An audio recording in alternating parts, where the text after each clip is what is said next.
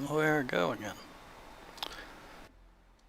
Alright, so today I'd planned on doing a bit of a, what do you call it, Illusion Connect stream. I was gonna, show some attempts at that Arcana mode, which I'm really quite enjoying. But before I wanted to do that, I want to, share some little, share some rolls with the new banners. We've got 2 new banners. This one, and this, oh, there's the 3rd one. Goodness, there's 3. Okay, 3 new banners. I apparently missed one. And we're gonna roll up to 10 rolls on each of them. We're gonna get that SSR, and then I think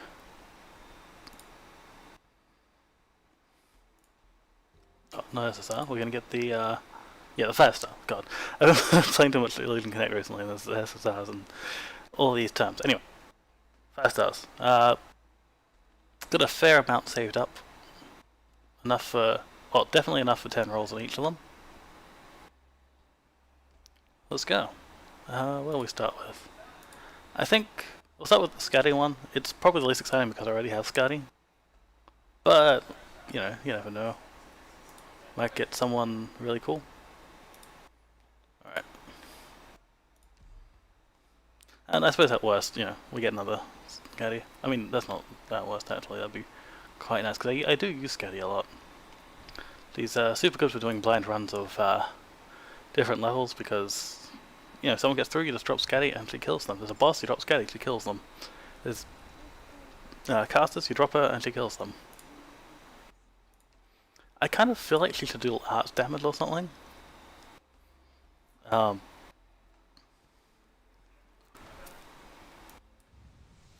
don't know. She feels like she's designed around, just being dropped down and killing something. Or, I don't know, either arts damage or block 2.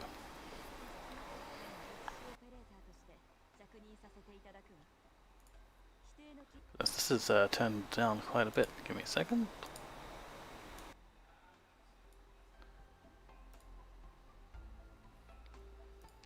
It's a little better. I can actually see the audio. There we go. I think that might. I had to turn it right down because apparently Illusion Connectors are a lot louder than Arknights is.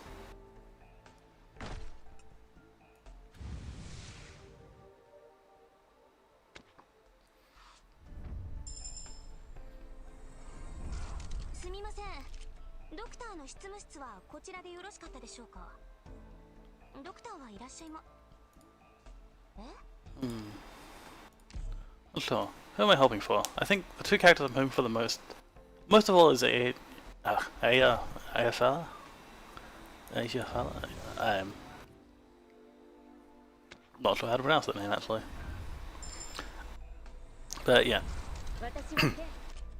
He seems like a really strong character that I don't have yet and I've never been able to get. And I've, up until recently when I got Kirby, I'd been using Amiya instead. And Amiya is, quite good. Oh, there we go, 5-star already. Let's see who we get. No. Not bad. Null's pretty useful. I don't end up using her a lot, but she's really nice for those contingency contract stages. Where you can't straight up deploy a medic. There was a few ago where I had to rely on, I think, like her, Saga, and Nightmare to keep my characters healed.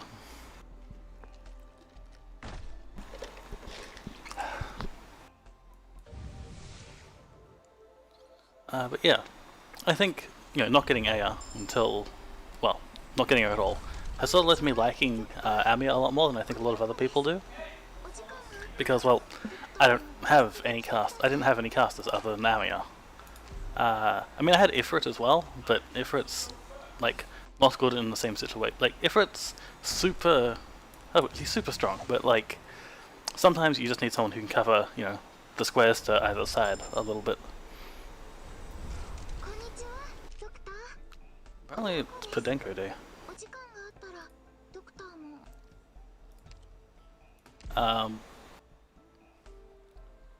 But yeah, I used Amiya a long time, and then eventually I got Nightmare, and I started using both of them. And then even more recently I got Kirby, and she actually kills armored enemies. It's kind of great. I really like her second ability. Because, you know, I bring casters to kill armored enemies, so if they're not armored, I'm just going to bring a sniper.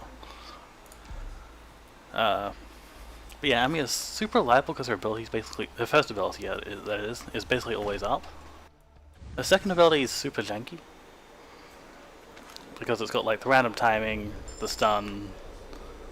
I mean, it's not random timing, but it's kind of hard to judge because on top of the normal timer of getting like one energy per second, there's also the fact that Ami gets energy every time she hits something, which makes it super hard to predict when it's going to activate, and thusly when the sun's going to turn on.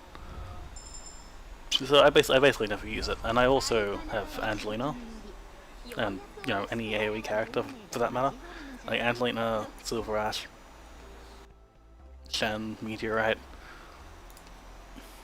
The list goes on.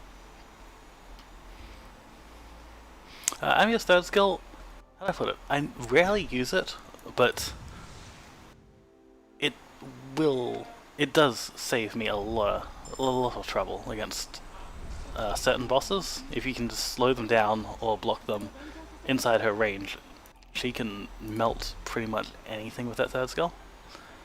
And also, you know, you can just sort of deploy Amia, she'll charge it up,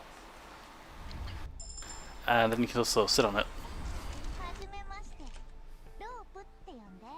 Also because of her ability to gain SP when she hits things, you can actually deploy her quite late if you know the map. If you've practiced the map a few times, then you know that there's going to be lots of enemies, and you know she's going to need to put in a bunch of attacks to charge it up. This one's giving me a lot of 4 stars, but it's making me wait until the end to get that 5 star.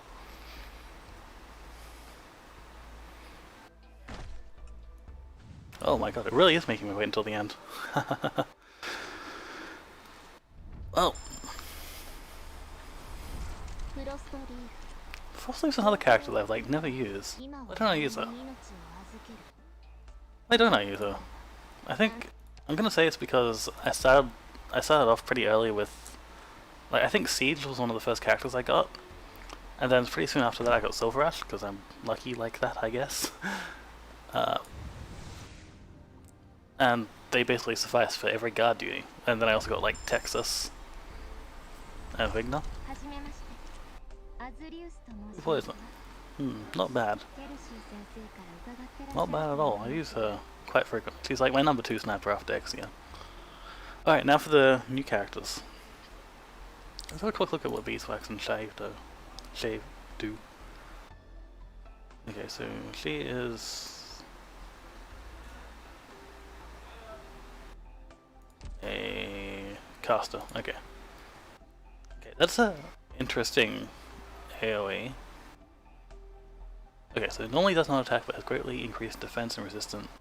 Okay, so it is a little like Angelina, with a like third skill, the one, yeah, the anti-gravity mode, and also the second skill. Actually, they both make a non-attack. And she can sometimes just nuke someone nearby. And deals AoE arts damage. I wonder if she hits everyone around her, or if she Okay, so she's a little like ranged Manticore, I guess, actually. Rather than stealth, she's just a lot tougher. So you can put her out in the middle of where the enemy is going to run past. Range expands, attack plus 40%. Okay, she seems interesting. What does Shave do? Oh, Vanguard. 12 DP, hits all nearby enemies. Okay, so a bit like Texas, basically, really. That's what it seems like. Yeah, this looks a lot like Texas, but instead of the stun, you get reduces the resistance, which makes them more vulnerable to your casters. I don't know, I think a bit underwhelming for me, since I use Texas a lot. And, I don't know, the stun... Oh, bleh. I don't think I'd end up using him over Texas. Especially, you know, while I'm trying to rank up characters, since Texas is already E250.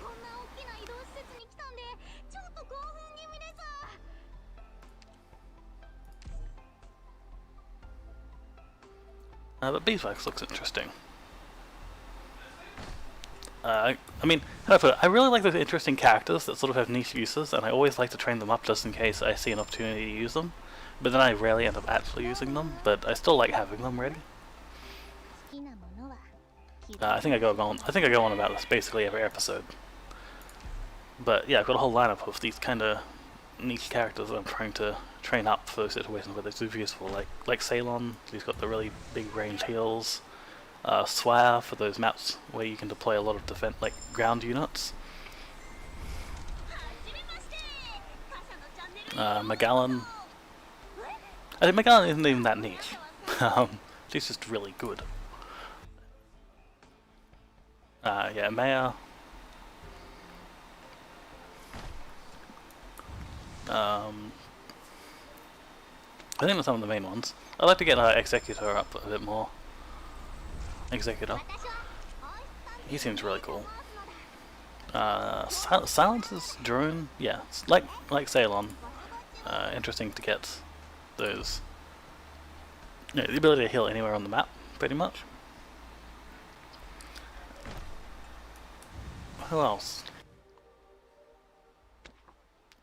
Gravel's been super useful. Gravel, Project Red. Mostly, surprisingly, how do I put it?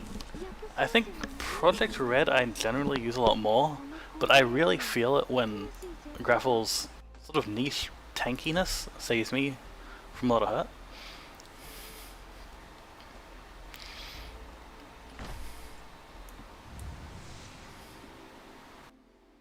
Despite a bunch of really obvious characters I'm completely missing out on. Schwartz.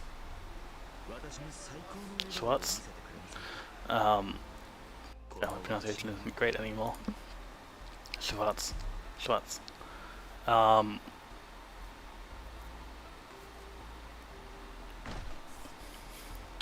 I've heard she's really good at killing bosses, but I haven't managed to get her up to E2 yet to get the skill that supposedly nukes down bosses really well. And I also already have Ifrit, who also melts bosses and everything, even without a skill. I mean, you know, she uses her second skill, but that's a passive, and it charges up so fast that she uses it pretty much every second shot. Like, slightly under every second shot. Like, after she does, like, half a dozen shots, she'll have to wait 2 shots to do it again, but she's got some crazy damage. Also, this banner has given me... It's just making me wait, isn't it? Again, I'm going to wait.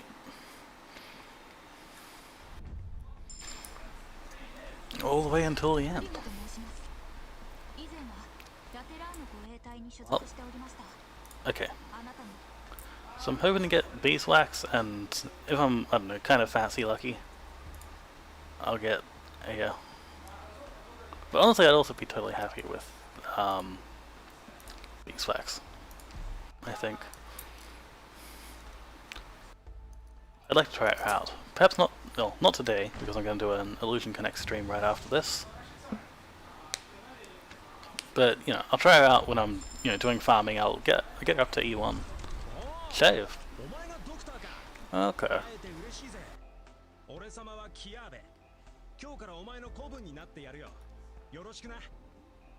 Well. I think he's the kind of character I'd use a lot more if I didn't already have, like, Siege, Bagpipe, Texas, and Myrtle. Okay, let's rank up Blue Poison. Faster redeployment time, that's not super helpful for her.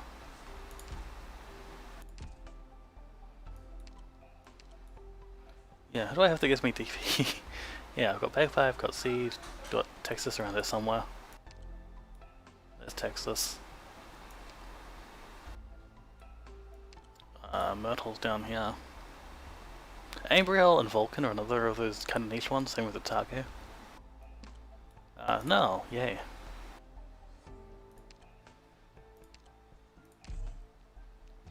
I think I really liked Null when I first started. I still stopped using her a lot more, but I like her. She's like one of the ones I'm trying to eat to at the moment. Well, you know, intermittently. Waifu, Zuma, Ark is janky as usual. I'm just kind of showing off now, aren't I? Showing off my collection.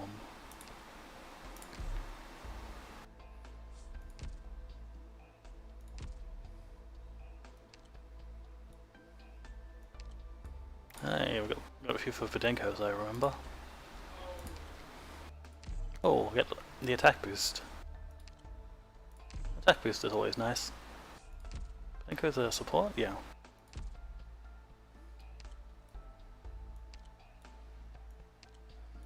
Alright, here's Shive.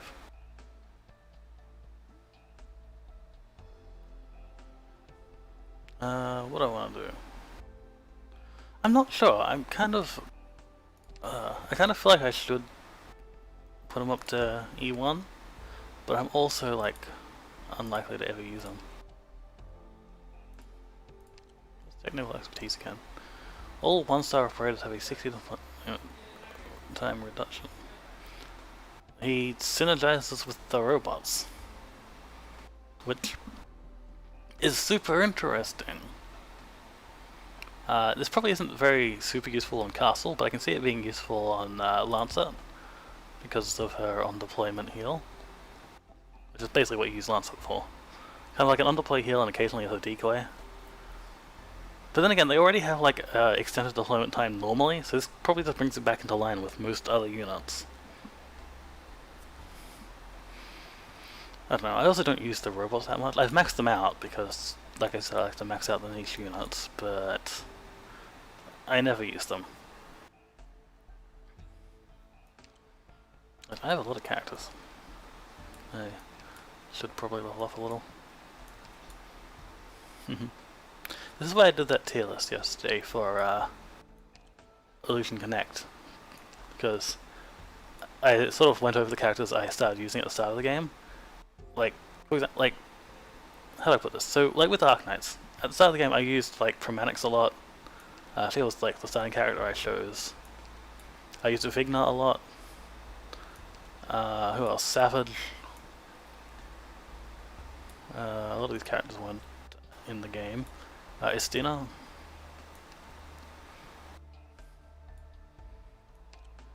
Shaw, of course. Gabriel. Shirayuki. Kura. Grani. Franca. And as well as like a bunch of characters I do still use. But they've sort of like, you know, fallen off in favour for other characters. And so, I don't know, I just think it's interesting to see how like my preferences change over time. Anyway, I'll end the stream here, and then we'll hop over onto Illusion Connect in, what time is it? We'll give it 10 minutes, 8:30. Well, 8:30 AEDT. See you then.